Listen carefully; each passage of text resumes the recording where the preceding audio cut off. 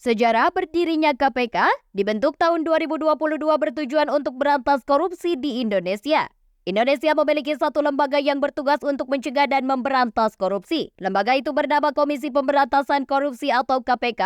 Lembaga ini dibentuk dengan tujuan meningkatkan daya guna dan hasil guna terhadap upaya pemberantasan tindak pidana korupsi. Lembaga ini membuat takut para koruptor yang sudah banyak kasus korupsi yang dibongkar. Pembentukan KPK ini tidak lepas dari banyaknya kasus korupsi di Indonesia. Maraknya korupsi sendiri sudah berlangsung cukup lama dan memiliki sejarah panjang. Lembaga ini dibentuk berdasarkan Undang-Undang Nomor 30 Tahun 2002 tentang Komisi Pemberantasan Tindak Pidana Korupsi. Lewat peraturan ini, KPK diberi amanat untuk melakukan pemberantasan korupsi secara profesional, intensif, dan berkesinambungan. KPK merupakan lembaga negara yang bersifat independen yang dalam melaksanakan tugas dan wewenangnya bebas dari kekuasaan manapun. KPK dibentuk bukan untuk mengambil alih tugas pemberantasan dari lembaga-lembaga yang ada sebelumnya, tapi sebagai pendorong atau stimulus agar upaya pemberantasan korupsi oleh lembaga-lembaga yang telah ada menjadi lebih efektif. Pada masa reformasi tahun 1999, lahir Undang-Undang Nomor 28 Tahun 1999 tentang penyelenggaraan negara yang bersih dan bebas dari KKN serta Undang-Undang Nomor 31 Tahun 1999.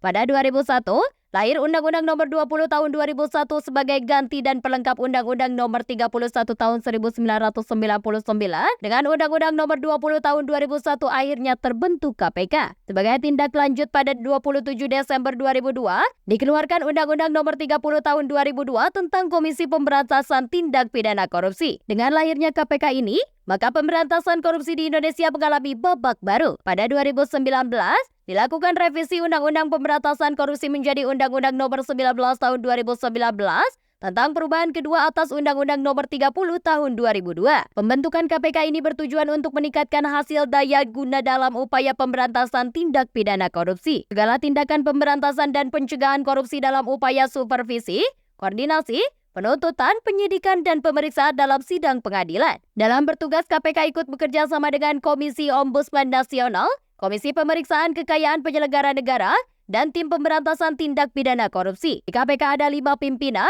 1 seorang ketua merangkap anggota, dan 4 wakil ketua. 4 wakil ketua ini membawahi bidang pencegahan, penindakan, informasi dan data serta pengawasan internal dan pengaduan masyarakat. KPK dibantu oleh Sekretariat Jenderal yang dipimpin oleh Sekretaris Jenderal yang diangkat dan diberhentikan oleh Presiden, namun bertanggung jawab kepada pimpinan KPK. Sejak dibentuk pada tahun 2002, KPK sudah menangkap sejumlah tokoh yang menjabat penting di Indonesia baik dari tingkat pusat hingga daerah. Ini tidak hanya pejabat setingkat menteri, tapi juga menangkap beberapa ketua umum partai politik. Dalam kurun waktu 2015 hingga 2019, KPK telah menyelamatkan resiko kerugian negara senilai 63,9 triliun rupiah. Sebesar 34,7 triliun rupiah dari jumlah itu berasal dari hasil monitoring, 29 triliun rupiah dari hasil pengembalian aset, dan 159 miliar dari gratifikasi berupa barang dan uang. Sejak pertama berdiri banyak pejabat yang menjadi pasien KPK, bahkan sudah ada 12 menteri yang menjadi tersangka di KPK.